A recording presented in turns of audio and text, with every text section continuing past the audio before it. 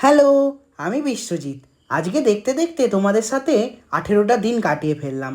আর এই 18 নাম্বারটা আমার খুবই ভালো লাগে, কারণ আমি বিরাট কোহলি স্যারের ফ্যান। যাই হোক, সকালে দোকানে বসেছিলাম। কালকে রাতে শরীর খারাপের কারণে কিছুই খেতে পারিনি, তাই আজকে ঘুগনি আর ডিমের পোচের সাথে মুড়িটা খেয়ে নিলাম। তারপর দুপুরে দোকান বন্ধের পরে খাওয়া দাওয়া করে একটু রেস্ট নিয়ে দোকানে চলে এলাম। আর দেখো, আজকে ছিল ইন্ডিয়া ইংল্যান্ডের টেস্ট ম্যাচ। সত্যি বলতে রোকো জুড়িটা যখন থেকে টেস্ট থেকে বিদায় নিয়েছে তখন থেকে সেরকম খেলা দেখতেই ইচ্ছে করে না। বাট আমাদের ইন্ডিয়ার প্রিন্স তার অ্যাগ্রেশন দেখে আবার খেলা দেখার ইচ্ছা নতুন করে হয়েছে, তাই খেলা দেখছিলাম। তারপর একজন দাদা পেয়ারা কিনে এনেছিল, তাই আমরা নিচে এসে পেয়ারাটা প্রথমে খোসা ছাড়িয়ে পেয়ারাটা কেটে নিলাম। অনেকেই বলবে পেয়ারাটা খোসা ছাড়াচ্ছে কেন, ওটাতেই তো উপকার থাকে।